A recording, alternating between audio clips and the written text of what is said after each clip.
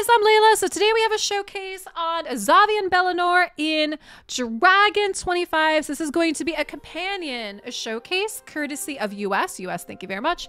So you see I have them both here at the top. So we are going to start with Zavia. So you are going to see that Zavia is in Perception, and she's also going to be in a crit damage set as well too. So we look at her stats. She's at 45,000 HP. 3,200 attack, 1,600 defense, 153 on the speed. She's not exactly crit capped, so she's got the 281 crit damage, 180 on the resistance, and 307 on the accuracy. I want to say she's fully booked. She is. And then her masteries. We have offense and we have support. So what you don't see behind me is that we have kill streak and blood shields, and then you are going to see that the T6, we did go with flawless execution for crit damage plus 20%. Now, the reason why we're running these two is because they do have a tandem ability together, right? You're going to see that in a minute. So with Zavia, we're going to see Calamicious Partner. If she attacks an enemy and applies a debuff spread, taking 4 random debuffs on the target and placing them on all enemies. And this happens when Belanor is on the same team. So talking about Belanor, let's get to him now. So with Belanor, you are going to see that he's in a Perception. He actually has 2 offense sets on, is what he's wearing. He also happens to have on 2 revenge accessories as well too. For his stats, he's at 30,000 HP, almost 6,200 attack, 2,600 on the defense, 177 speed. We have 278 crit damage, 150 on the resist, and 230 on the accuracy. He is not booked, you guys. Keep in mind, he is not booked.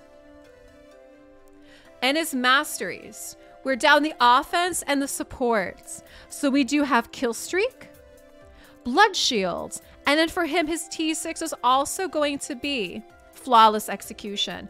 Now again, like I was saying, he and Zavia both have tandem abilities. So for him, his is Tactical Partner. It activates this champion's overkill ability, which is the A3, attacks an enemy and attacks the enemy with the lowest HP with any surplus damage if this kills an enemy. And the surplus damage cannot be a critical, but it activates that skill and also activates Zavia's Poison Rain when she's on the same team. So they both do extra damage again, and her poisons get activated when they're together. And you guys know with Zavia, I always call it like her blowy uppy, right? She has her poisons, and then it's like a poison explosion that activates. So we are going to do today is we are going to take this couple, we're going to be running them in Dragon 25. So let's go do that. All right, guys, here we are in Dragon 25. So you're going to see the team that we have. Hey, Wolf, thank you so much for gifting us up to Wrath, the Barbarian. I love it. Hey, thank you so much. I appreciate that, Wolf. So in this comp, we have Mashalad. We have Zavia Belanor, Kaimar, and Badalkazar. And let's see how their presets are before we get into Dragon 25. So we're going to see that on round 1, for Mashalad, we're going to be shutting off his open wounds, which has a chance of stealing buffs. So we're going to have him do his tornado only once, which is the increased speed and crit damage. So he's going to do it once, and that's it. Zavia, we're having to start with a Deadly Catalyst, which is AoE and some poisons, and then A2, also AoE. Belanor, we're going to have him start with Tactical Partner, which activates Zavia's poison when Zavia's on the team. So again, that's why we have them together, right? Is she's so good with poison, especially against the dragon. And so having them together, they get to do their tandem abilities. Then we have her do an Insurmountable, which is an AoE decreased defense weaken. We have Overkill. Attacks him with the lowest HP. Prince Kaimar, we're going to shut off his abilities other than AoE and then poison. Badalkazar, we're going to have him start off with Malice. So that is going to be wave 1. Wave 2 doesn't change for Mashalad, stays the same. For Zavia, we're going to have her again. She's going to do her Deadly Catalyst into her AoE. Belanor, Tactical Partner, Insurmountable, and then Overkill. Prince Kaimar, we're going to have him do his reset once, because again, we want to save a reset for when we get to the dragon.